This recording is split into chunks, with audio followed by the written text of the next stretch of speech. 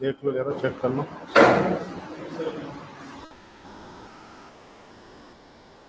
आवाज चेक कर लो बेटा, साउंड वगैरह चेक कर लीजिए।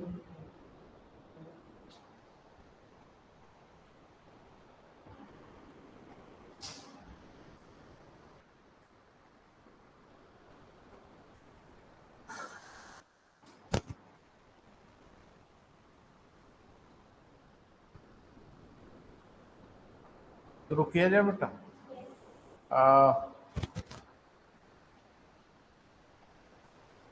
भाग 11 पढ़ रहे हैं हम लोग। भाग 11 में संभवतः विधायी संबंधों पर चर्चा हो रही है ना बेटा। तो विधायी संबंधों में अनुच्छेद 45 पे बात हुई है, 46 पे बात हुई है, 247 पे बात हुई है, 48 पे बात हुई है ना बेटा। हम लोगों ने एक हेडिंग बनाया है कि ऐसी स्थितियां जिसमें संघ राज्य सूची के विषय में विधि का निर्माण कर सकता है ना बेटा। तो क्या हमारे संविधान में कुछ ऐसी कंडीशंस हैं? तो जवाब है जी, बिल्कुल है। 249 में आपने पढ़ा कि यदि राज्यसभा 2/3 मतों से ऐसा प्रस्ताव पारित कर दे कि राज्य सूची का कोई विषय लोक महत्व का हो, माने जनता के सामान्य हित का हो, तो उस विषय पे संसद 1 वर्ष के लिए विधि का निर्माण कर सकती है। हाँ, राज्यसभा इसे निरंतर आगे बढ़ा सकती है। यहाँ तक चर्चा हुई। आगे लिखें अनुच्छेद 250। हेडिंग तो शायद बनाया होगा, नहीं बनाया है तो बना लीजिए। 250 चर्चा कल हुई थी थोड़ी सी बेटा, है ना। हम रिपीट कर दे रहे हैं, फिर लिखना। तो 250 में ये उपबंधित है कि यदि राष्ट्रीय आपातकाल घोषणा हो, यानी जब आपातकाल लग जाए, तो संसद के पास अधिकार होता है कि वह राज्य सूची के विषय में विधि का निर्माण कर सके। लेकिन इसका यह अभिप्राय बिल्कुल नहीं है कि राज्यों का अधिकार राज्य सूची से समाप्त हो जाता है। अब राज्य सूची ऐसे व्यवहार करती है जैसे मानो वो समवर्ती सूची हो, लेकिन केंद्र की बनाई गई विधि ही भारी पड़ेगी, है ना बेटा। लिखें, राष्ट्रीय आपात की उद्घोषणा के समय, राष्ट्रीय आपात की उद्घोषणा के समय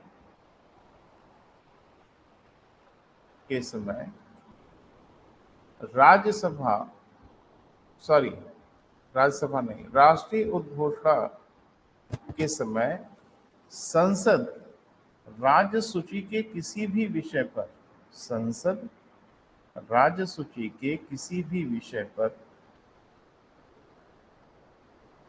विधि का निर्माण कर सकती है। किसी भी विषय पर विधि का निर्माण कर सकती है।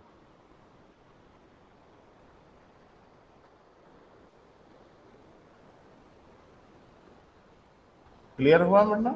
यानी जब आपातकाल लगा होता है तो संसद राज्य सूची के विषय में भी विधि का निर्माण कर सकती है। क्लियर है बेटा? लिखें, ऐसी स्थिति में, यानी आपातकाल के समय, ऐसी स्थिति में राज्य की विधायी शक्तियां समाप्त नहीं होती।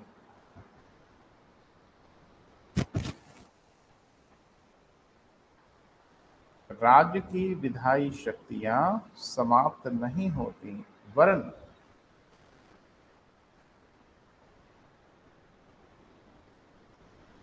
राज्य सूची के विषय पर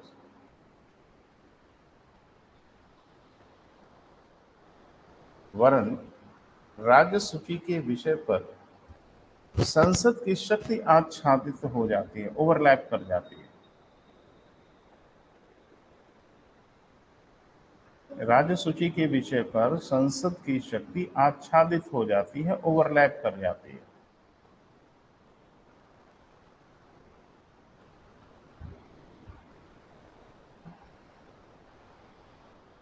भाव समझ पा रहे हैं बेटा? मीनिंग क्लियर हो रही है? माने राज्य की विधायी शक्ति खत्म नहीं होती, संसद की शक्ति उसको ओवरलैप कर लेती है, ढक लेती है, यानी दोनों की शक्ति विद्यमान होती है। क्लियर है बेटा? अब जाहिर सी बात है कि संसद की अगर विधि बनी इस पे, या राज्य की पहले की कोई विधि बनी हुई है तो संसद की विधि ही मानी जाएगी। आगे लिखें, संसद द्वारा बनाई गई आपातकाल के समय संसद द्वारा बनाई गई ऐसी विधि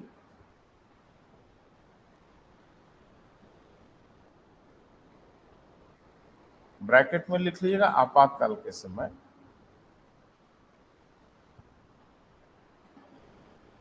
आपातकाल की समाप्ति के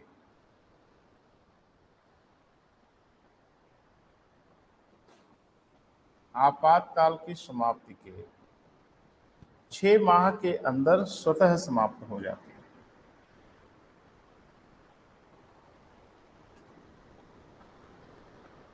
छह माह के अंदर क्या बेटा, स्वतः समाप्त हो जाती है।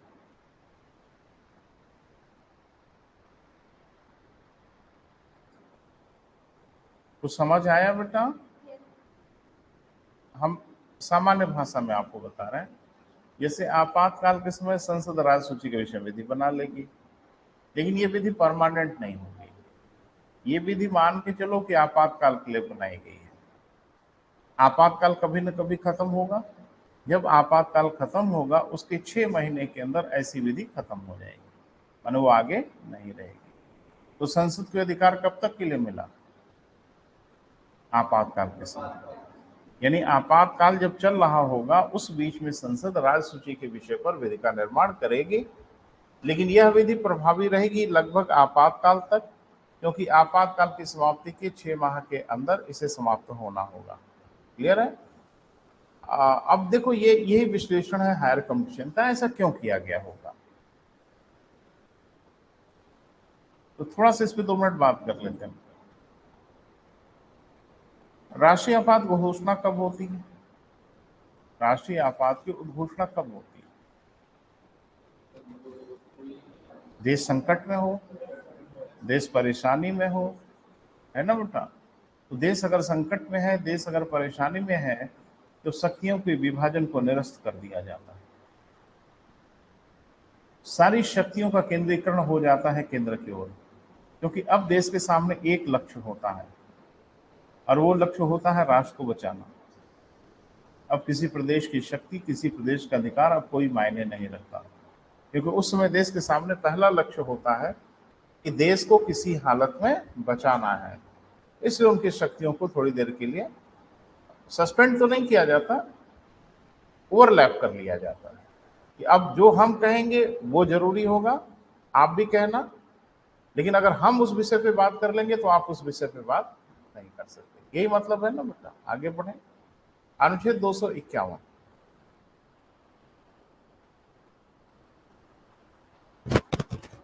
लिखें। ये थोड़ा क्लेरिफाई किया गया है बेटा, जस्टिफाई किया गया। लिखें, अनुच्छेद 249 तथा अनुच्छेद 250 के अधीन, अनुच्छेद 249 तथा अनुच्छेद 250 के अधीन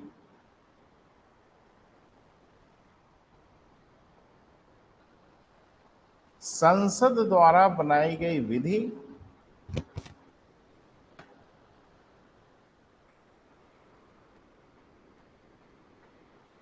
तथा राज्यों द्वारा बनाई गई विधि में यदि कोई गतिरोध हो तो संसद द्वारा बनाई गई विधि तथा राज्यों द्वारा बनाई गई विधि में कोई गतिरोध हो तो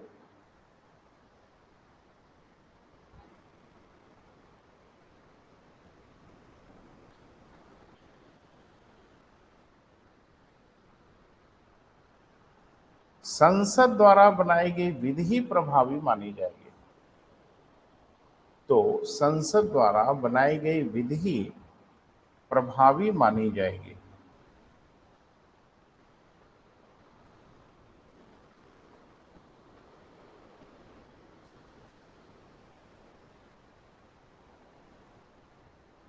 जरा एक बार पढ़ो बेटा, पढ़ के देखो क्लियर हो रहा है।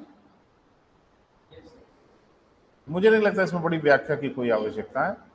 249 और 250 में संसद अगर कोई विधि बनाती है, राज्य की पहले की कोई विधि बनी बनाई हो, और उसके अगेंस्ट अगर विधि बनाते हैं तो संसद की बनाई गई विधि ही लागू होगी, राज्यों की विधि को रोक लिया जाएगा। क्लियर है बेटा? आगे बढ़े।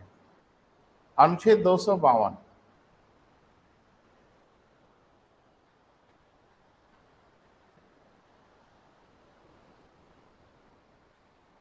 अब थोड़ा सुनो बेटा तो लिखना। जैसे हमारे संविधान में एक प्रावधान यह भी है कि राज्य अगर अपनी मर्जी से खुद से राज्य सूची के किसी विषय को संसद के अधीन देना चाहें तो दे सकते हैं। और मुझे लगता है ये डेमोक्रेटिक भी है। जैसे सड़क पे चलता हुआ कोई आदमी कहे कि भाई साहब जरा सुनिए, तो आप रुक गए और कहा कि एक थप्पड़ मारिए हमको। आप तो घबरा ही रहे हैं कि भाई कैसा आदमी है। वो कह रहा नहीं, एक थप्पड़ मारिए। आपने मारा तो आपने कोई अपराध नहीं किया। क्यों? उसकी सहमत से आपने थप्पड़ मारा ना। हाँ, खुद ही मार देते तो अपराध हो जाता। इसमें यह कहा गया कि यदि एक या एक से अधिक राज्यों के विधानमंडल ऐसा प्रस्ताव पारित करें कि राज्य सूची के किसी विषय पर संसद विधि का निर्माण करे तो संसद उस विषय पर विधि का निर्माण करेगी।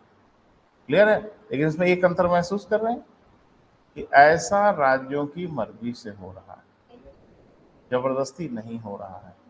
249, 250 राज्यों की मर्जी नहीं है, जरूरत है। क्लियर है मतलब? यदि एक या एक से अधिक राज्यों के विधानमंडल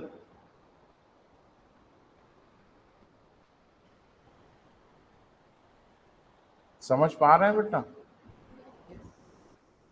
यदि एक या एक से अधिक राज्यों के विधानमंडल ऐसा प्रस्ताव पारित करें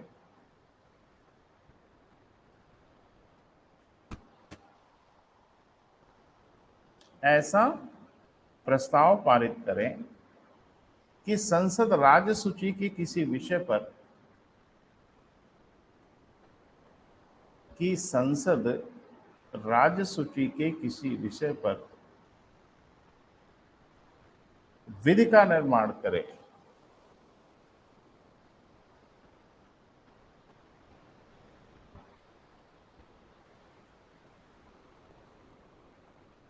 तो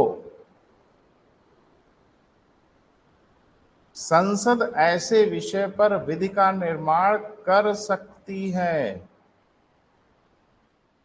तो संसद ऐसे विषय पर विधि का निर्माण कर सकती है।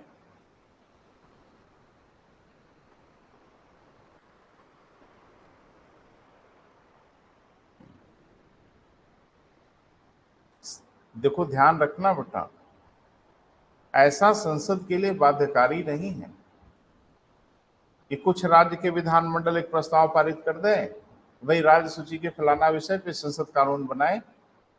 तो संसद ऐसा कानून बनाने के लिए बाध्य नहीं है। वो चाहे तो बना सकती है और चाहे तो ना बनाए। उसके पीछे वजह है। देखिए, राज्य सरकारें हैं बहुत चालाक। कोई ऐसा उलझाऊ विषय हो राज्य का जिसमें केंद्र को फंसाना चाहे तो कहें कि आप ही कानून बनाइए, और केंद्र अगर कानून बनाया तो उलझ सकता है, राजनीतिक उसको असुविधा हो सकती है। तो जाहिर सी बात है कि ऐसे में पल्ला झाड़ लेगा केंद्र कि भैया मैं ऐसा नहीं करूंगा। पता नहीं मेरी बात समझ पा रहे हैं कि नहीं? क्लियर है? मतलब ऐसे नोट बना के लिखो, एक नोट बना लो। हाँ, राज्यों द्वारा ऐसा प्रस्ताव पारित होने पर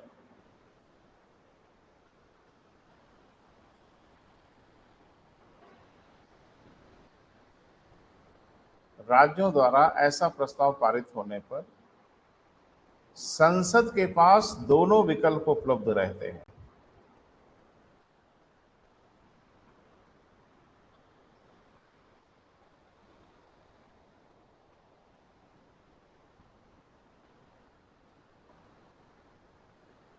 संसद के पास क्या बेटा?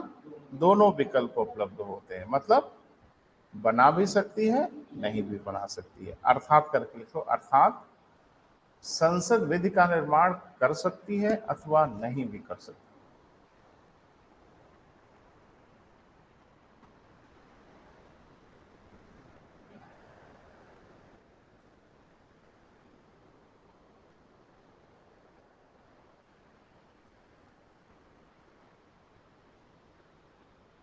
क्लियर है बेटा? आगे बढ़े। अनुच्छेद कौन सा होगा बेटा? देख लें, हेडिंग बना लें और पहले कुछ बात कर लेते हैं, फिर लिखिएगा। जैसे आप देखते हो कि अभी हमारे प्रधानमंत्री या हमारे रक्षा मंत्री या हमारे विदेश मंत्री विदेशी दौरों पे होते हैं। तो जब ये लोग विदेशी दौरों पर होते हैं तो तमाम एग्रीमेंट होते हैं, तमाम समझौते होते हैं। अभी हमारे प्रधानमंत्री फ्रांस गए थे, तो वहाँ कुछ समझौते वगैरह हुए? बोल नहीं रहे? हाँ, कुछ समझौते हुए होंगे। जहाँ तक मैंने सुना है कुछ राफेल वफेल खरीदने की बात हुई है, स्कॉर्पियन क्लास की कुछ पनडुब्बी खरीदने की बात हुई है, कुछ साझा उपक्रम बनाने की बात हुई। तमाम ये तो फिल्टर होके बाहर आए, बहुत तो ऐसे होंगे जो आए नहीं होंगे। अभी आपने देखा रशिया के साथ हमारा एक समझौता हुआ था काफी पहले, जिसमें AK सीरीज की एक बंदूक भारत में ही बनानी थी। संभवतः AK-203, ये सबसे आधुनिक AK सीरीज की राइफल है, तो भारत में बननी थी। मान लीजिए हम विदेशों से कोई समझौता करते हैं, कोई हथियार भारत में बनना हो, तो हथियार भारत में तो बनेगा नहीं, बनेगा तो भारत के किसी प्रदेश में। अब प्रदेश वाले कह दें कि भाई हमारे यहाँ नहीं बनना, आप भारत में बनाओ, तो कहाँ बनेगा भैया? भारत में बनने का मतलब किसी न किसी प्रदेश में बनना है। AK सीरीज की राइफल रायबरेली में बन रही है, यही आपकी रायबरेली जो बगल में है। अब योगी जी एकदम आमादा हो जाए कि ना ना ये बंदूक हमारे यहाँ बनेगी नहीं। हम क्या कह रहे, जरा समझने की कोशिश करिए। ये समझौता केंद्र सरकार ने कर लिया कि ठीक है भाई भारत में आइए, और आयुध या कुछ आयुध की बात नहीं कर रहे हैं, कुछ भी, एप्पल का फोन भारत में बन रहा है, भारत में बन रहा है। हाँ, भारत के किसी प्रदेश में बन रहा है। भारत जैसी चीज तो यहाँ कोई है ही नहीं है, तो किसी प्रदेश में बन रही, जाहिर सी बात है जिस प्रदेश में बन रही होगी वहां उसको लैंड एरिया चाहिए होगा, वहां उसको कुछ सुविधाएं चाहिए होंगी, वहां उसको सिक्योरिटी चाहिए होगी। ये कौन उपलब्ध कराएगा? ये राज्य सरकारें उपलब्ध कराएंगी। बोल नहीं रहे हैं? तो कुछ कुछ आइडिया लग रहा है। विदेशों से भारत सरकार जब कोई एग्रीमेंट या कोई समझौता करती है, तो जाहिर सी बात है कि उस समझौते का प्रभाव तो राज्यों पर भी पड़ता है ना। पड़ेगा कि नहीं पड़ेगा? राज्यों में पड़ेगा, तो राज्य तो कह सकता है कि भाई आप बवाल मोल लो, हम क्यों बवाल मोल रहे हैं? क्योंकि आप बीजेपी वाले हो, हम तो फलाना पार्टी वाले हैं। यह भी हो सकता है, तो गतिरोध हो सकता है। और फिर ऐसे समझौते, ऐसे एग्रीमेंट का क्या मतलब जिसमें राज्य सहमत ही ना हो? ये तमाम प्रोजेक्ट होते हैं बेटा, कृषि के प्रोजेक्ट हो सकते हैं, विकास का प्रोजेक्ट हो सकता है, निर्माण का उद्योग हो सकता है, कुछ भी हो सकता है, कोई समझौता होता है, तो उसका प्रभाव तो राज्यों पर भी पड़ेगा ना भैया। और राज्य सरकारें अगर उसके लिए सहमत न हो, तो फिर तो समझौता दो कौड़ी का हो जाएगा। बोल नहीं रहे हैं? अब इसमें इसीलिए संविधान में एक जगह दी गई, और संविधान में कहा गया कि अंतरराष्ट्रीय संधि व करारों को लागू करने के लिए यदि आवश्यक हो तो संसद राज्य सूची के विषय पर विधि का निर्माण करेगी। पता नहीं मेरी बात समझ पा रहे हो? अगर हमने कोई अंतरराष्ट्रीय संधि कर लिया, एग्रीमेंट कर लिया, कोई कॉन्ट्रैक्ट कर लिया, तो उसे लागू करने के लिए, यदि आवश्यक होगा तो संसद राज्य सूची के विषय में विधि का निर्माण करेगी। 52 और 53 में कुछ अंतर दिख रहा है? देखो, हाँ हाँ, ये बहुत बड़ा डिफरेंस है कि 252 राज्य की इच्छा से करेंगे और 253 में पूछने नहीं जाएंगे कि आप हो किस ब्लॉक, किस खेत की मूली हो। अंतरा देश अपनी नाक नहीं कटाएगा। अगर भारत का प्रधानमंत्री विदेशों में जाके कोई एग्रीमेंट किया है और उस एग्रीमेंट का प्रभाव अगर राज्यों पे पड़ रहा है, राज्य सूची किसी विषय पर उसका इम्पैक्ट पड़ रहा है, उस विषय पर संसद कानून बनाएगी, राज्य सरकारें उसे रोक नहीं पाएंगी। बस इतनी सी बात है बेटा, लिख रहे हाँ, लिखे भारत सरकार द्वारा अंतर्राष्ट्रीय संधि व करार को लागू करने के लिए।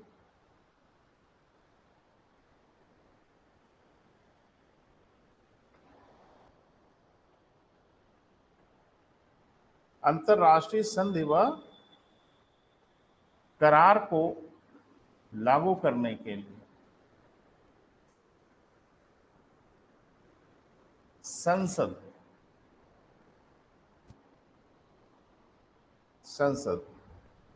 राज्य सूची के किसी विषय पर विधि का निर्माण कर सकता है। कोई डिमार्केशन नहीं है।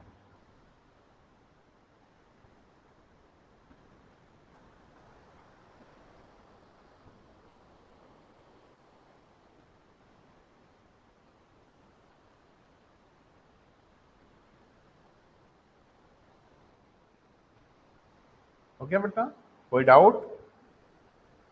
होना भी चाहिए ना बेटा, भारत राज्यों से मिलकर बना है।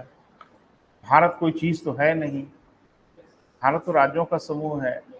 भारत सरकार अगर विदेशों से कोई समझौता करती है, हो सकता है उसका इम्पैक्ट राज्यों पे पड़ रहा हो, या राज्यों के सहयोग की अपेक्षा हो। और राज्य के बारे में आपको पता ही है कि भाई एक ही पार्टी की अगर सरकार केंद्र और राज्य में है तब तो नहीं कोई झंझट है, लेकिन केंद्र में अलग पार्टी है, राज्य में अलग पार्टी है, तो राज्य तो चाहेगा कि इनका काम बिगाड़ दिया जाए और इनको बेइज्जत करा दिया जाए। वो तो ऐसे ही है ना, जैसे एक पिता के 4 बेटे हैं और पिता अगर किसी पड़ोसी के घर जाके कोई वायदा कर लेता है तो भाई देखिए आगे से हम ऐसा ही करेंगे, तो उस वायदे को हर बच्चों को मानना पड़ेगा। तब तो परिवार के मुखिया की इज्जत, परिवार का मुखिया जाके वायदा कुछ अलग करे, बच्चे लोग अपने अपने हिसाब से काम करें, तो फिर मुखिया की क्या इज्जत रह जाएगी। अगर मुखिया ने कहा कि अब मेरे घर का कोई व्यक्ति फलाने के घर से कोई ताल्लुकात नहीं रखेगा, कोई नहीं आएगा जाएगा, उनके यहाँ किसी सार्वजनिक कार्यक्रम में कोई सम्मिलित नहीं होगा, तो आपकी व्यक्तिगत भले उस परिवार से किसी से दोस्ती हो, मित्रता हो, जो माना है वो हो, मित्रता निभाते रहिएगा, लेकिन किसी सार्वजनिक अवसर पे कोई उनके यहाँ खाना खाने नहीं जाएगा। ये सब बड़ा चलता है भाई, है ना। गांव में देखोगे तो बड़ा सुंदर उदाहरण इसका मिलता है। सामान्य रूप से कहीं कोई बड़ी दुश्मनी नहीं दिखती, लेकिन एक प्रोटोकॉल है कि ठीक है आपसे कोई परेशानी नहीं है, कोई दुश्मनी, लेकिन आपके यहाँ किसी शादी विवाह या इस तरह के फंक्शन में कोई खाना खाने नहीं जाएगा, क्योंकि किसी कारणों से परंपरा बन गई थी, अब उसको नहीं तोड़ेंगे, मुखिया निर्धारित करेगा। तो भारत सरकार मुखिया है, प्रदेश सरकार बच्चों जैसे हैं, निर्धारित मुखिया को करना पड़ेगा और बच्चों को उसका पालन करना ही होगा। अगर मुखिया की इज्जत बचानी है तो, और इज्जत मिट्टी में मिलानी हो तो फिर कोई मतलब नहीं। और फिर कल को कोई भी देश भारत सरकार के साथ जब समझौता करेगा तो कान में जरूर पूछ लेगा, लागू करवा पाएंगे? क्योंकि पिछला जो उदाहरण है वो तो बड़े अच्छे नहीं है। आप समझौता लागू करवा नहीं पाए क्योंकि राज्यों की मर्जी, आप ले नहीं पाए। तो हमारे यहाँ ये कहा गया कि राज्यों से पूछ के समझौता नहीं करेंगे। मतलब समझ पा रहे हैं? विदेशों से हम कोई भी समझौता करते हैं राज्यों से पूछ के नहीं करते। बोल नहीं रहे, समझौता कर लेते हैं, राज्यों से मनवा लेते हैं। मानोगे कैसे नहीं? 253 इसकी शक्ति देता है। क्लियर है बेटा? एक नोट बना लो।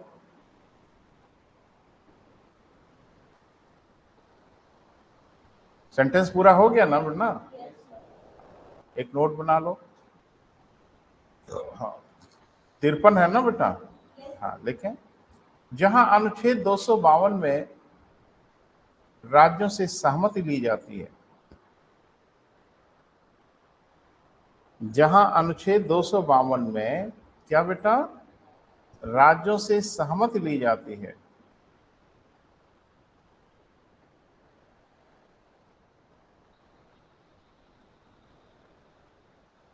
ठीक है, वहीं अनुच्छेद 253 में राज्यों की सहमति आवश्यक नहीं है।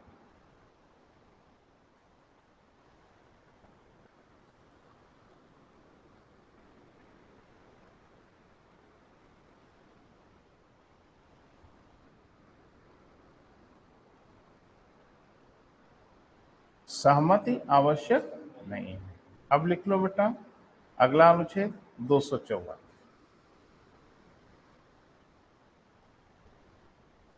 200 क्या बेटा 54। कहीं समवर्ती सूची का नाम आया था? मैंने पढ़ते पढ़ते समय कहीं समवर्ती सूची का नाम आया था? अभी जो केंद्र राष्ट्र संबंध पढ़ रहे थे, ऐसे पलटो मत बेटा, पलटो मत, अच्छा नहीं लगता। देखो देख लीजिए पलट। 45 में 245 में क्या लिखा था?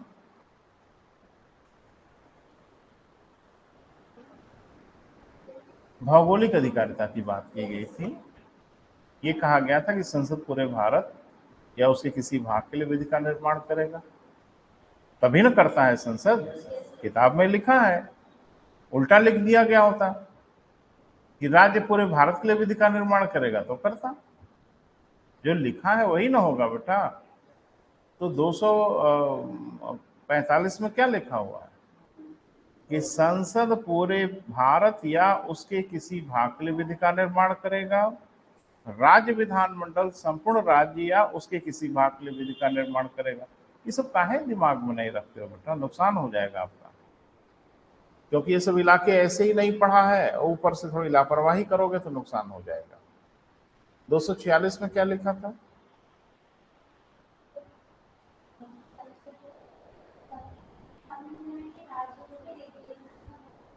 हाँ, ये कहा गया कि संसद जो कानून बनाएगी वो संघ सूची के विषय में बनाएगी, राज्य जो विधि बनाएंगे वो राज्य सूची के विषय में बनाएंगे, समवर्ती सूची के बारे में दोनों विधि का निर्माण करेंगे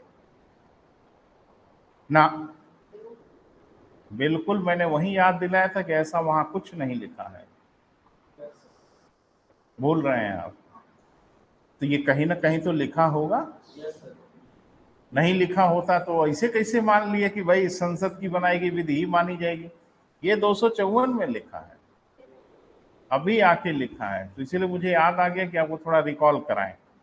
254 में लिखा गया कि अपने अपने अधिकार क्षेत्र में बनाई गई विधियां प्रभावी होंगी, यानी संसद द्वारा बनाई गई विधि पूरे भारत में या उसके भाग में प्रभावी होगी, राज्य द्वारा बनाई गई विधि संपूर्ण राज्य उसके भाग में प्रभावित होगी, और समवर्ती सूची में यदि दोनों ने विधि का निर्माण किया है तो संसद द्वारा बनाई गई विधि प्रभावी होगी।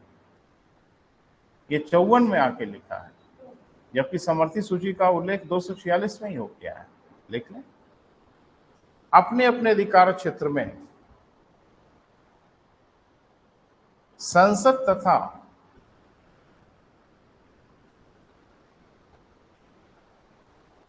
विधानमंडल द्वारा बनाई गई विधियां प्रभावी मानी जाएंगी।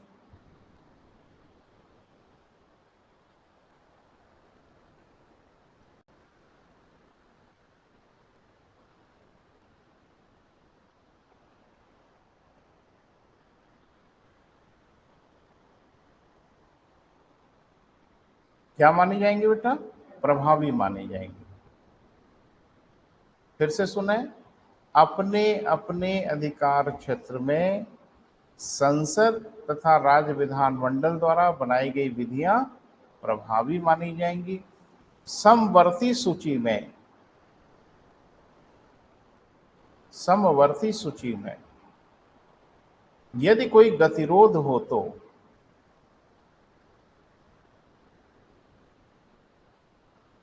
यदि कोई गतिरोध हो तो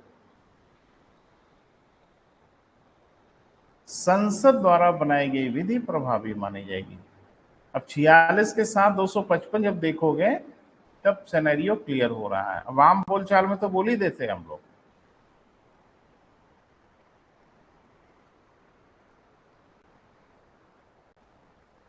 समवर्ती सूची में यदि कोई गतिरोध हो तो संसद द्वारा बनाई गई विधि प्रभावी मानी जाएगी। तो 246 और 255 जब पढ़ोगे और 254, तब दृश्य क्लियर हो रहा है।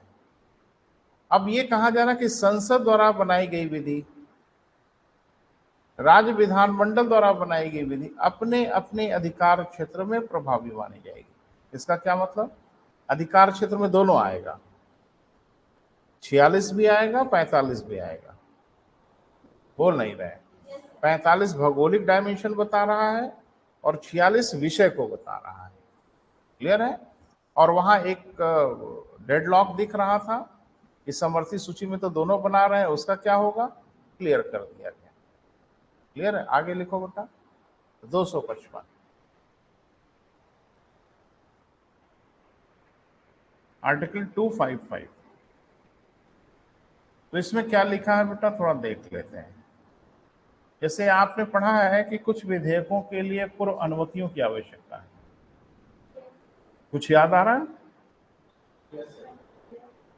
हाँ, वित्त विधेयक है, धन विधेयक है।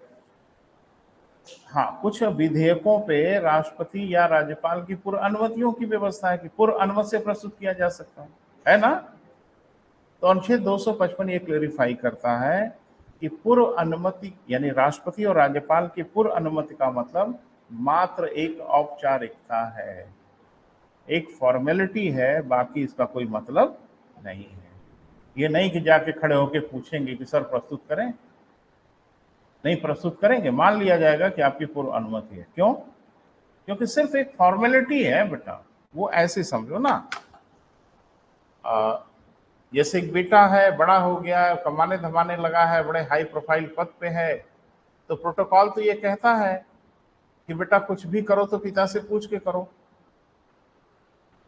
भाई तरीका तो यही है कि अगर पिता जीवित हैं तो कोई भी निर्णय अगर आप कर रहे हो अपनी लाइफ में, गंभीर निर्णय, तो पहले पिता से अनुमति ले लीजिए कि पिताजी ये मैं काम करने जा रहा हूं, मैं करूं। जैसे आज आप अनुमति लेते हो, ऐसे ही आपको पिता के जीवित रहने तक अनुमति लेनी चाहिए, लेकिन अनुमति लेने का तरीका थोड़ा बदल जाता है।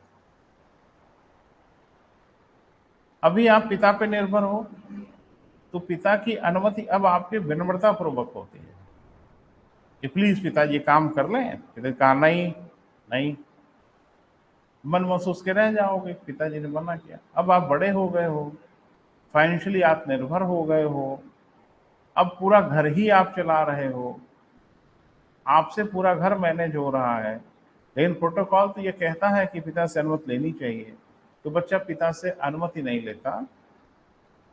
कभी कभी तो कुछ नहीं करता, लेकिन कभी कभी एक तरह का आदेश देता है, जा रहे हैं करने, कार खरीदने जा रहा हूं। अब पिता कहेगा मत खरीदो, खरीद लो भाई। अपनी इज्जत भी बचा लेता है और बच्चे की भी इज्जत बचा लेता है, भले उसकी इच्छा ना हो। बच्चा कह रहा है कि हम जा रहे हैं विदेश घूमने, ये 72 काम घर के पड़े हुए हैं जो करने हैं, बड़े जरूरी काम है, पिता कुछ कर नहीं सकता सिवाय इसके, ठीक है बेटा। क्यों? वो अपनी इज्जत बचा लेता है और अपनी गरिमा बचा लेता है, और आदेश वाली भावना भी बनी रहती है कि हम कहे थे जाने के लिए, जबकि औकात नहीं है मना करने की। तो कुछ ऐसी स्थितियां हैं, ये लोग मुखिया है बेटा, इनको ना कहने का कोई अधिकार नहीं है, लेकिन बस इनको सूचित कर दिया जाता है, यही औपचारिकता है। क्लियर है बेटा? इसलिए कहा गया कि इसका कोई अन्य कारण आप मत समझिएगा, इसका कारण सिर्फ और सिर्फ एक औपचारिकता है। लेकिन राज्यपाल तथा राष्ट्रपति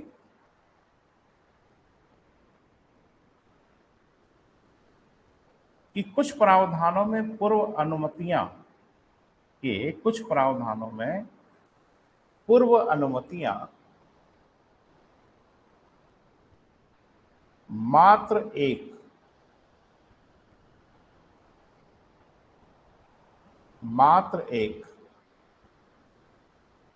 औपचारिकता है।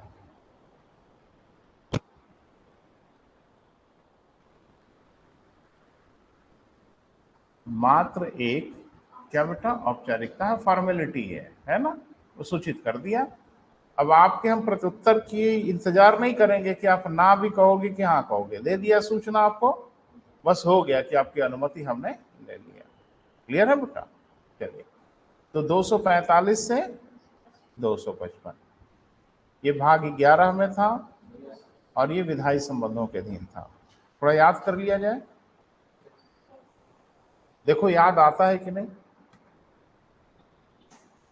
हम अनुच्छेद का नाम बोलेंगे, आप महसूस करिएगा, बोलना नहीं।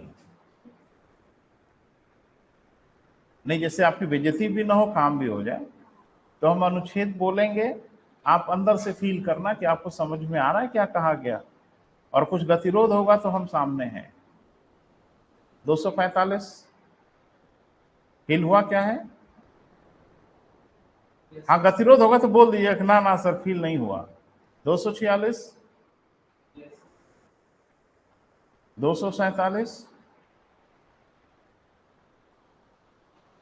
हाँ उधर मत देखो, उधर मत देखो, अभी बेईमानी नहीं, अभी घर पे देखने का पूरा मौका मिलेगा, तो अभी तो यही बात हो जाए ना। 247 मत पढ़ो बेटा प्लीज, घर पे पढ़ना जाके। ये देखो याद आ जा रहा है, अभी कौन सी आफत मची है। साइमल्टेनियसली आपको याद आ जाता है थोड़ा जोर और देने पे तो ठीक है, नहीं याद आता है तो भी हम भी बताएंगे, घर भी जाके पढ़िएगा, 25 बार पढ़िएगा। हाँ क्या है साइंस में, याद आ रहा है? नहीं, देखो पढ़ रही हो नहीं पढ़ो नहीं बेटा, देखो थोड़ा अपने ऊपर भरोसा रखो ना यार कि हमें भी याद आ जाता है कि नहीं याद आ जाता है, इसमें कौन सा टेंशन है। खुश होकर याद करो, याद आया तो ठीक, नहीं याद आया तो ठीक, और नहीं याद आया तो आएगा कैसे नहीं, अभी घर जाएंगे 25 बार पढ़ेंगे याद तो आएगा ही। लेकिन अभी आपकी मेमोरी का टेस्ट तो हो ही जाए ना, आपको 45 याद आ गया, आपको 46 याद आ गया, आपको 47 याद नहीं आया, तो अब थोड़ा सा 47 पे फोकस करेंगे तो कल को वो भी याद रहेगा। हाँ क्या लिखा है बेटा, देख तो लिया था हाँ, अतिरिक्त न्यायालयों की स्थापना, है ना बेटा। हाँ। अब चूंकि बियॉन्ड द ट्रैक दिखता है ना ये, इसलिए दिमाग वहां काम करता नहीं, जैसे उसी लाइन के मामले से बना रहता, कुछ उसी से रिलेटेड रहता तो याद आ जाता। 248 याद आ रहा है कि नहीं याद आ रहा, बस ये बताना। नहीं आ रहा, कोई टेंशन काहे ले रहे हो भैया कि पहली पहली बार सुन के सबको याद हो जाता तो फिर पूछना ही क्या था। 248 में यही लिखा है बेटा कि यदि कोई नया विषय उत्पन्न होता है, मामला तो याद आ ही रहा है, लेकिन कौन सा अनुच्छेद है यही थोड़ा दिमाग से विचलित हुआ था। तो मामला यही था कि यदि कोई नया विषय उत्पन्न होगा तो उसे अवशिष्ट विषय कहा जाएगा, और इस विषयों पे अधिकार हाँ संसद का होगा, केंद्र का होगा। जबकि मैंने ये भी लिखाया था कि संघात्मक व्यवस्थाओं में इस पे अधिकार केंद्र का नहीं राज्यों का होगा। हमारे यहाँ उलट मामला है। 49 अभी देखा, 50 तो क्लिक करे खाली दिमाग में थोड़ा सा, क्लिक किया, हाँ बोलो नहीं, बस महसूस करो कि वो फील हो रहा है कि नहीं हो रहा, नहीं हो रहा है तो थोड़ा सा हम सामने खड़े, आपको सब याद हो जाएगा उसका। 51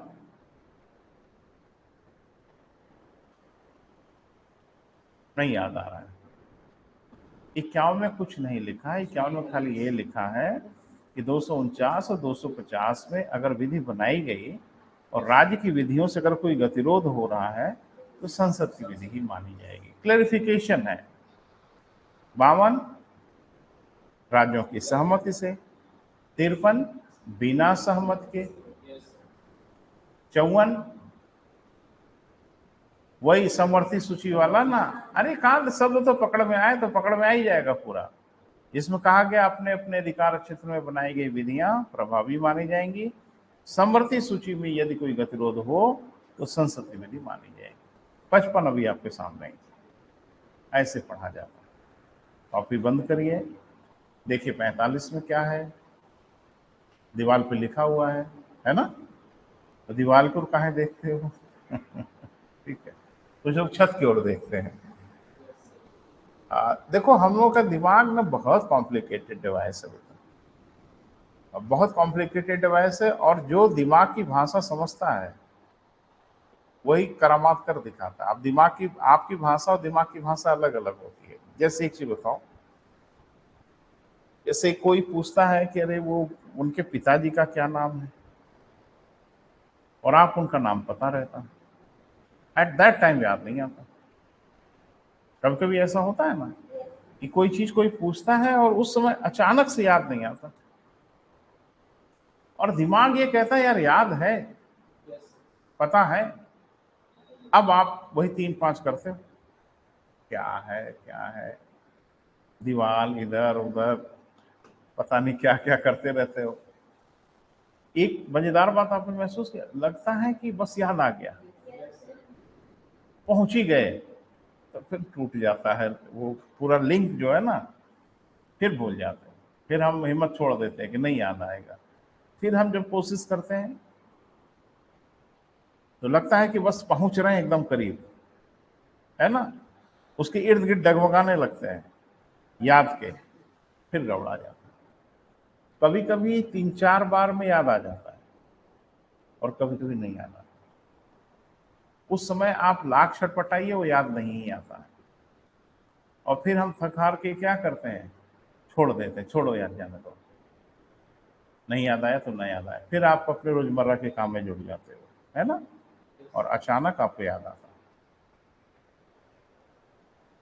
कितनी मजेदार बात है, तब न वो आपके दिमाग में चल रहा है, ना आप उसको याद करने की कोशिश कर रहे हो, बाई द वे चाय पी रहे हो, नाश्ता कर रहे हो, कुछ भी कर रहे हो, टीवी देख रहे हो, अचानक याद आता है। समझे दिमाग को, समझ पाए, बता रहे हैं। आपने जो कमांड दिया था ना, वो कमांड अभी एग्जीक्यूट हो रहा है। जो कमांड आपने दिया था कि भाई ढूंढो फाइल, तो स्कैनिंग हो रही थी, दिमाग उसको स्कैन कर रहा है, उसको ढूंढ रहा है, लेकिन फाइल का नाम वाम आपने ऐसा गलत गलत देख के सेव किया कि आप खुद ही अपनी फाइल नहीं ढूंढ पा रहे। तो दिमाग स्कैन करता रहता है। ठीक है, जैसे आप कोई फोटो वोटो सेव कर लिए सिस्टम में, और अचानक उस फोटो की जरूरत पड़ी, आप सर्च करें नहीं मिल रहा है, और फिर किसी दिन सिस्टम पे काम कर रहे हैं, इधर उधर वो फोटो दिख गई, अरे यार यही तो ढूंढ रहे थे। होता है ना, दिमाग भी यही करता, वो हमेशा स्कैनिंग प्रोसेस को ऑन रखे रहता है। जो कमांड आपने दी है ना, उसको भूलता नहीं है। हमको लगता है हम भूल गए, सब कॉन्शियस माइंड उस पर काम कर रहा होता है, और जैसे उसको सफलता मिलती है वैसे आपको इन्फॉर्म कर देता है कि मिल गई फाइल, वही घोराऊ नाम था। वो नाम या कुछ भी हो। तो ये बड़ा कॉम्प्लिकेटेड डिवाइस है। अब इस डिवाइस को क्या करना होता है कि सही ढंग से सही फाइल को बनाना होता है, तब वो सही वक्त पे आपको याद आ जाएगी। तो दिमाग को जब बार बार आप मेमोराइज करते हैं तो सही जगह पर एडजस्ट होने लगता है। अब जैसे अनुच्छेद 245 का, अब उस नाम से फाइल सेव है, तुरंत 245 की फाइल खोलेगा, पढ़ के सुना देगा। यही आपको करना है, प्रैक्टिस करनी है, अभ्यास करना है। किताब बंद करिए, कॉपी बंद करिए, याद करिए। ठीक, याद आ गया तो ठीक, नहीं आया तो एक बार फिर पढ़ो, फिर इस प्रक्रिया को करो। ऐसा तब तक आपको करना है जब तक किताब कॉपी बंद करके सब याद ना आ जाए। लेकिन एक बात ध्यान रखना, अभी ये परमानेंट नहीं है। पढ़ते हो ना रैम और रोम, तो ये टेम्पररी मेमोरी में रहता है, रहता तो है मेमोरी में, लेकिन ये परमानेंट मेमोरी में नहीं जाता। अब काम ये करना है कि 3-4 दिन के बाद, अगले दिन नहीं, अगले दिन नहीं, 3-4 दिन के बाद इस प्रक्रिया को फिर दोहरा लीजिए। जरूर आप कुछ ना कुछ भूलोगे, नेचुरल है। फिर एक बार देख लीजिए, फिर दोहरा लीजिए, फिर कॉपी बंद कर उस प्रोसेस को पूरा कर लीजिए। ऐसा 2-3 बार में अगर आपने कर लिया तो फिर वो परमानेंट हो जाएगा, फिर वो कभी नहीं जाएगा आपके दिमाग से। आप कभी भी याद करोगे वो बता देगा। दिमाग को उसकी भाषा में बताना पड़ेगा, ये जरूरी है। दिमाग 2 दिन रखेगा, फिर उसको डिलीट कर देगा, उसको लगता है ये जरूरी नहीं है। क्लियर है बेटा? बहुत सिंपल तरीका है बेटा, इस तरीके का पालन करिए। आगे बढ़िए बेटा, भाग 11 में ही है हम लोग, लेकिन इस बार हेडिंग होगी बेटा केंद्र राज्य प्रशासनिक संबंध। हेडिंग बनाइए, केंद्र राज्य प्रशासनिक संबंध।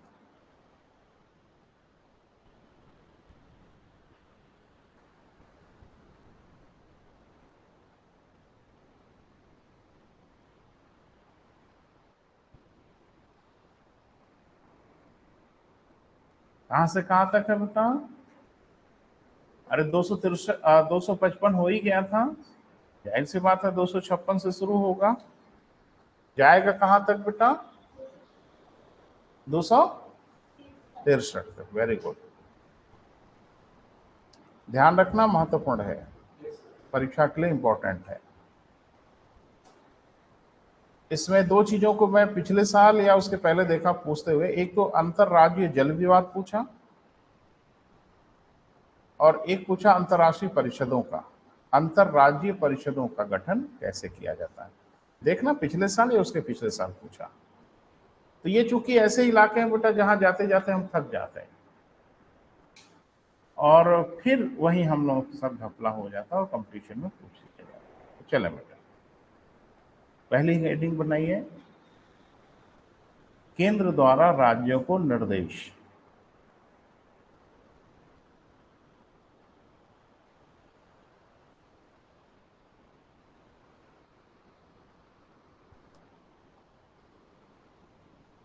केंद्र द्वारा राज्यों को निर्देश, जाहिर सी बात है ये निर्देश प्रशासनिक होगा, क्योंकि प्रशासनिक संदर्भ में हम लोग पढ़ रहे हैं ना बेटा।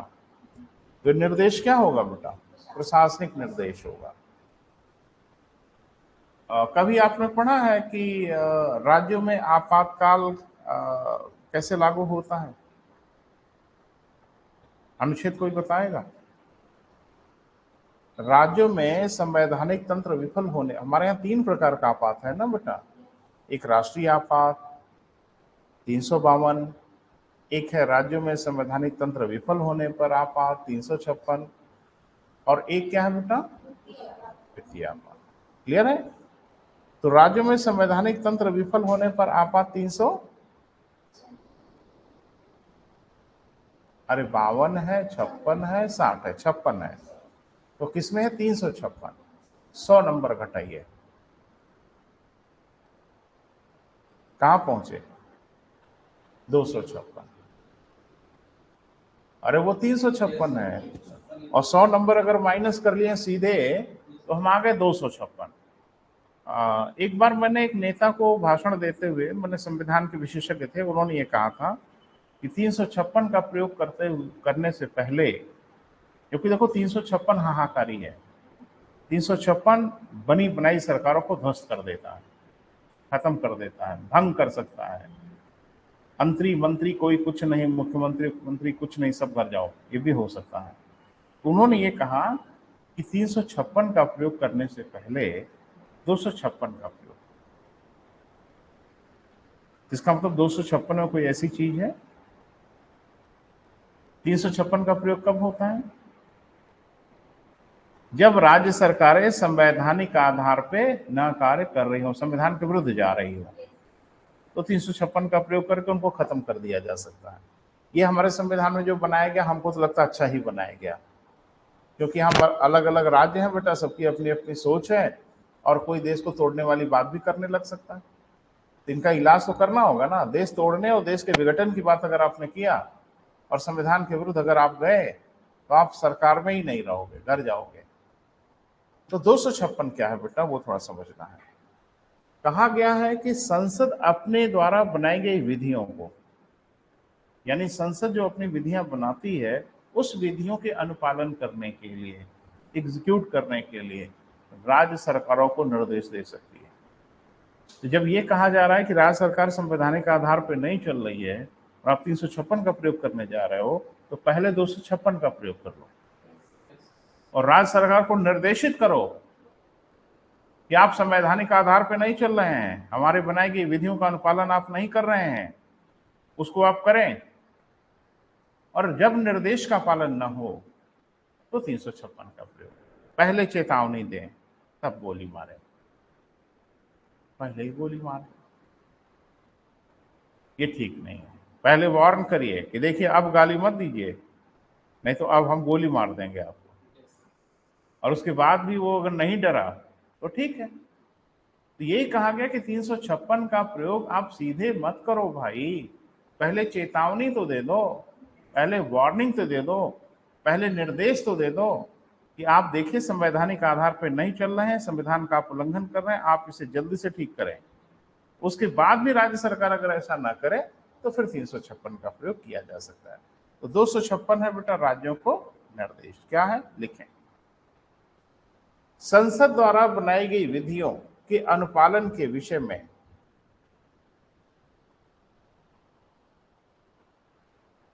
संसद द्वारा बनाई गई विधियों के अनुपालन के विषय में संघ राज्य को निर्देश दे सकता है।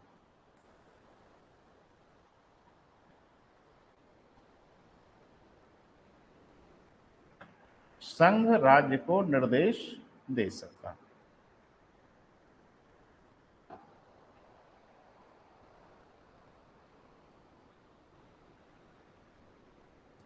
क्लियर है बेटा? तो अब हम लिखाएंगे नहीं, आप समझ लीजिएगा नीचे। यानी 356 के प्रयोग करने से पहले 256 का प्रयोग किया जाना चाहिए। चेतावनी दिए बिना किसी पे हमला नहीं करना चाहिए, अगर आप चोर नहीं है तो, है ना, आप विश्वासघाती नहीं है तो। आप बता दीजिए कि एक सांप होता है स्नैक, जिसको हम लोग कहते हैं कोबरा। आम बोलचाल की भाषा में गांव में उसको कुछ अलग अलग नाम दिया जाता है, लेकिन इंग्लिश में उसको कोबरा कहते हैं। वो फन और निकाल के बैठता है, बड़ा डरावना रूप धारण कर लेता है। वो कभी चोरी से नहीं काटता। उसकी सबसे बड़ी खासियत है वो चोरी से हमला कभी नहीं करता। वो पहले आपको वार्न करेगा, निश्चित रूप से आपको चेतावनी देगा। कान लगा के सुनना, वो कहेगा भाग जाओ यहां से। अब भारत में हिंदी में बोलता है और उधर अंग्रेजी में बोलता है, भाग जाओ यहां से, ऐसा नहीं। वो अपनी भाषा में आपको चेतावनी देता है और जोर से फूंक मारता है, फुफकारता है। सुना होगा ना, ये फुफकारते हैं बहुत तेजी से, अरे बहुत तेज आवाज निकालते हैं, जिसको हम लोग बोलते हैं सांप की फुफकारना कहते हैं हम लोग। कभी वीडियो देख लेना, उतना जोर जोर से आवाज छोड़ता है ना कि पूछो मत। जैसे सांस छोड़ने की आवाज, वो जैसे साइकिल से हवा अचानक नहीं निकलती आवाज होते हुए, कुछ उस तरह से फुफकारता है। अब समझने वाला अगर उसकी भाषा समझ गया तो निकल लिया, और नहीं तो फिर वो हमला करेगा। कभी भी हमला वो सीधे नहीं करता, चेतावनी आपको जरूर देता है। तो कोबरा बनो यार, चोर मत बनो। और एक होता है करैत, एक सांप की वैरायटी है, घातक ये भी बहुत होता है, एक नंबर का चोर होता है ना। एकदम चुपचाप आपके बगल में पड़ा रहेगा और आपको पता ही नहीं चलेगा कि अगल बगल में है।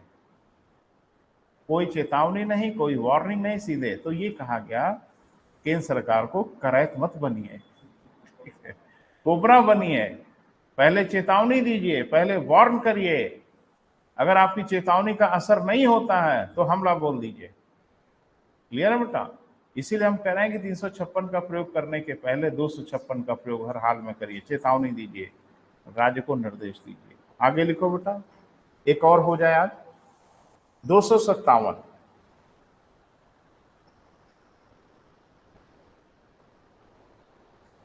तो यहां पे केंद्र राज्य को निर्देश दे सकता, हेडिंग तो बनाई है आपने, लेकिन इसमें सिर्फ दो स्थिति, इसमें कुछ पर्टिकुलर कंडीशन है।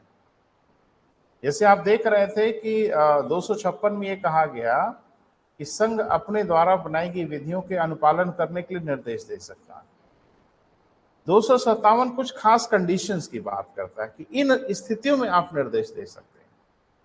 बोल नहीं रहे हैं? तो कई क्लास में बटा हुआ है बेटा, 257 कई क्लास में बटा है। ध्यान से सुनो। पहला ये कहा गया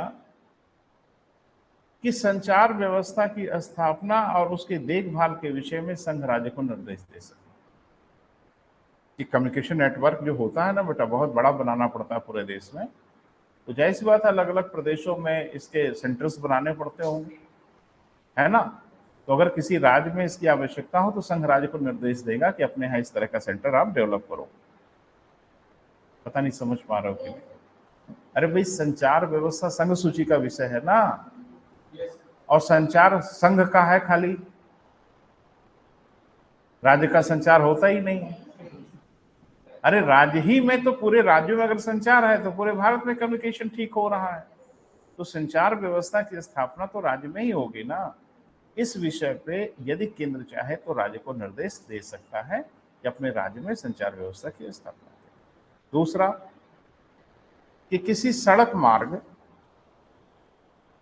और जल मार्ग, जलमार्ग भी होता है बेटा, जैसे आपने पढ़ा कि बड़ा लंबा हमारे यहाँ जलमार्ग है, इलाहाबाद से हल्दिया तक गंगा नदी में जलमार्ग बनाया गया है। इलाहाबाद से कहाँ तक बेटा? हल्दिया, पश्चिम बंगाल।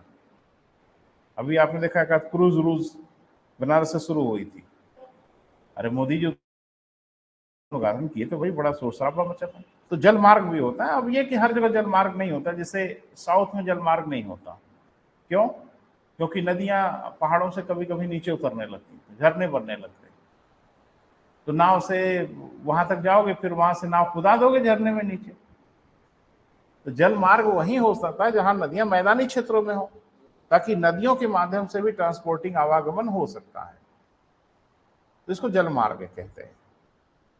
और सड़क मार्ग तो मुझे आप समझते ही हैं। तो कहा गया कि किसी भी सड़क मार्ग और जल मार्ग को केंद्र अगर चाहे तो राष्ट्रीय राजमार्ग और राष्ट्रीय जल मार्ग की घोषणा कर सकता है, और इस विषय में वो राज्यों को निर्देश दे सकता है कि ये वाला जो सड़क है। अच्छा एक चीज बताइए, आप पढ़ते हैं ना कि राज्य मार्ग है और एक राजमार्ग होता है, नेशनल हाईवे। तो नेशनल जो हाईवे होता है वो राजमार्ग होता है, देश का मार्ग कहा जाता है। वो कहाँ होता है? वो केंद्र में होता है। अरे भैया, कोई भी रास्ता राज्य में नहीं होगा तो फिर कहाँ होगा? तो राज्य में तो होना ही है, राजमार्ग भी राज्य में होगा और राजमार्ग भी राज्य में होगा। कहाँ होगा? राज्य में नहीं होगा तो अंतरिक्ष में होगा। तो कभी कभी आप देखते हैं नेशनल जो हाईवे होता है उसको मेंटेन करने की, और इसीलिए देखते हैं नेशनल हाईवे थोड़ा अच्छी कंडीशन में रहते हैं। अपवाद हो सकता है लेकिन सामान्य रूप से नेशनल हाईवे ठीक ठाक कंडीशन में रहते हैं। हाँ, राज्य मार्ग ही वहां चौपट कंडीशन में रहते हैं, राज्य ऐसे ही फटे हाल है, पैसा वैसा ही नहीं है। तो जो राज्य मार्ग है उसकी देखभाल का उत्तरदायित्व तो राज्य का है। आप बनाओ, बिगाड़ो, ठीक करो, खराब करो, उससे हमारा कोई लेना देना नहीं है। लेकिन जो राजमार्ग होते हैं, नेशनल हाईवे होते हैं, वो केंद्र की अधीनता में होते हैं, यानी उसको केंद्र मैनेज करता है। तो किसी भी मार्ग को वो राष्ट्रीय राजमार्ग घोषित कर सकता है। कौन बेटा? केंद्र सरकार। तो जाहिर सी बात है कि ऐसी दशा में ऐसा करने के लिए वो राज्यों को निर्देश देगा कि भाई ये फलाना वाला जो रास्ता है अब ये राजमार्ग होगा, NH फलाना होगा। तो नंबर है ना NH-27, NH-28, तो बोल देगा अब ये NH फलाना होगा। क्लियर है? तीसरा, रेलवे किसका विषय है? केंद्र का। रेल कहाँ चलती है? केंद्र में। रेल राज्य में ही चलती है भैया, केंद्र में कहाँ चलेगी? भारत के हर राज्यों से होते हुए तो रेल गुजरती है। तो ये कहा गया है कि रेलवे की सुरक्षा के लिए, रेलवे की हिफाजत के लिए केंद्र सरकार राज्यों को निर्देश दे सकती है। और इसीलिए देखते हैं कि रेलवे की तो अपनी सुरक्षा बल अलग है, रेलवे प्रोटेक्शन फोर्स अलग है जो पूरे भारत भर में रेलवे की हिफाजत करते हैं, लेकिन प्रदेश की पुलिस भी रेलवे की हिफाजत करती है। पता नहीं आपको मालूम है कि नहीं? हाँ, ये भी रेलवे की हिफाजत करती है, लेकिन ये रेलवे की हिफाजत सिर्फ अपने प्रदेश तक करेंगे। जैसे ट्रेन अब एक प्रदेश से दूसरे प्रदेश में जा रही है तो उस ट्रेन में ये बैठ के जाएंगे और जहां से बाउंड्री क्रॉस होनी होगी वहीं उतर जाएंगे, नहीं पूरा नहीं जाएंगे। अरे पूरा का मतलब अब रूट है तो चले ही जा सकते हैं, स्टॉपेज नहीं है। अब जैसे मान लीजिए ट्रेन बिहार से होके आ रही है, कोई रूट है मान लीजिए इलाहाबाद से बंबई तक का, तो अब हमारी जो पुलिस है, उत्तर प्रदेश पुलिस है, ये बंबई तक प्रोटेक्शन नहीं देगी, वो अपने राज्य तक प्रोटेक्शन देगी। फिर महाराष्ट्र पुलिस वहां पे अटेंड करने लगेगी। हाँ, रेलवे की जो परमानेंट फोर्स है वो तो रहेगी, लेकिन स्टेट पुलिस इनको बीच बीच में अपने अपने राज्यों में सहयोग करते हैं ताकि उसकी सुरक्षा करते हैं। अब बिहार की पुलिस है वो बिहार में रेलवे की सुरक्षा करती है। उत्तर प्रदेश, इसमें जो यूपी पुलिस में सिविल पुलिस के लोग होते हैं हाँ, एक बदमाशी करते हैं तो उनका ट्रांसफर हो जाता है जीआरपी में, 3-4 साल के लिए चले जाते हैं और जुगाड़ उगाड़ लगा के कुछ फिर वापस आ जाते हैं। परमानेंट पोस्टिंग नहीं होती, कुछ दिनों के देना ही है, किसी न किसी को तो जाना ही होगा, और इतने बदमाश मिलते रहते हैं कि उनको भेजा जाता है। एक तरह से पनिशमेंट माना जाता है कि पनिशमेंट है। रेलवे में बंदूक बंदूक लेके जर्नी करते हैं, सोए हिफाजत करे ना करे उनकी मर्जी, लिख लो। निम्न स्थितियों में केंद्र राज्यों को निर्देश दे सकता है। निम्न स्थितियों में केंद्र राज्य को निर्देश दे सकता है।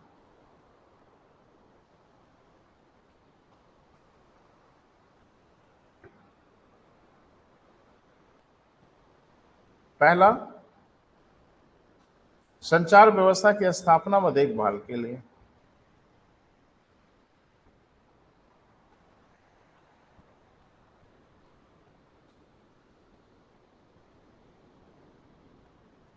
दूसरा, हाँ, किसी राज्य के सड़क मार्ग तथा जल मार्ग को राष्ट्रीय राजमार्ग, किसी राज्य के सड़क मार्ग अथवा जल मार्ग को राष्ट्रीय राजमार्ग व जल मार्ग घोषित करने के विषय में।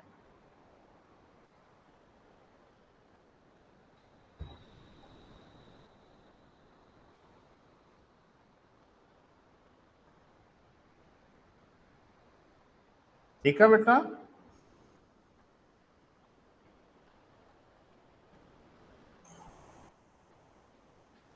बोल नहीं रहे हैं? हो गया, 2 हो गया बेटा। तीसरा, राज्यों में रेलवे की सुरक्षा के विषय में।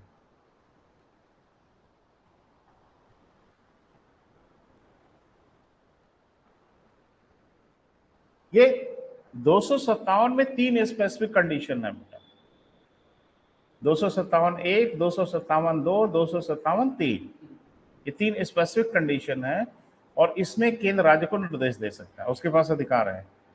ये राज्यों को कह सकता है कि रेलवे की सुरक्षा करिए, आप करना पड़ेगा। वो राज्यों को निर्देश दे सकता है कि राजमार्ग है, राज्य का मार्ग है, इसको हम राष्ट्रीय राजमार्ग घोषित कर रहे हैं, ऐसा वो निर्देश राज्य को दे सकता है। क्लियर है बेटा? अब एक बात मुझे बताइए कि हम अपनी सुरक्षा तो कर ही नहीं पा रहे हैं, रेलवे की सुरक्षा कैसे करें? अजीब अजीब ड्रामे वाले राज्य हैं। वो कह देंगे हमारे पास सरप्लस लोग नहीं है भाई, हमारे पास बच्चे इतने है ही नहीं है, हम अपनी सुरक्षा तो कर ही नहीं पा रहे हैं, चोरी चिकारी तो रोक ही नहीं पा रहे हैं, हम रेलवे की चोरी नहीं रोक पाएंगे। ऐसा नहीं कह सकते आप, आपको करना ही होगा। हाँ, अब इसमें एक परेशानी है, इसमें अतिरिक्त धन खर्च करना पड़ सकता है, राज्य को एडिशनल पैसा खर्च करना पड़ सकता है ना, तो चौथा जोड़ा गया। लिखें, उपरोक्त कार्यों के लिए अतिरिक्त धन खर्च करने की आवश्यकता राज्यों को पड़ सकती है। उपरोक्त कार्यों के लिए अतिरिक्त धन खर्च करने की आवश्यकता राज्यों को पड़ सकती है।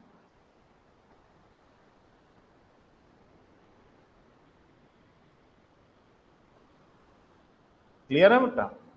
काहे कह दें कि संचार व्यवस्था बनाई तो जमीन लेना है, धमाका करना है, तो जरूरत तो पड़ ही सकती है ना बेटा, राज्यों को अतिरिक्त धन की आवश्यकता पड़ सकती है। इसके लिए केंद्र व राज्य के मध्य, इसके लिए केंद्र तथा राज्य के मध्य एक करार होगा, करार माने एग्रीमेंट होगा।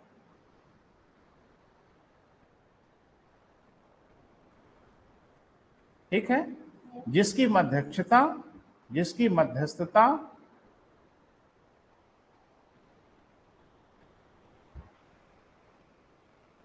माने, अरे मध्यस्थ बनते हैं ना, तो मध्यस्थता माने मीडिएटर, बिचौलिया, जिसकी मध्यस्थता सर्वोच्च न्यायालय करेगा।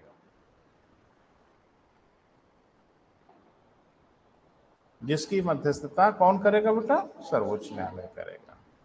तो एक करार होगा केंद्र और राज्य के बीच, जिसमें निर्धारित किया जाएगा कि कितना हिस्सा केंद्र देगा, कितना हिस्सा राज्य देगा, और जाहिर सी बात है कि इसकी निगहबानी कोई और नहीं करेगा, सुप्रीम कोर्ट करेगा। कौन अपने वायदे के खिलाफ गया तो वो इसका हस्तक्षेप करेगा। क्लियर हुआ बेटा? तो आज यहीं तक बेटा, फिर कल बात करते हैं आपसे।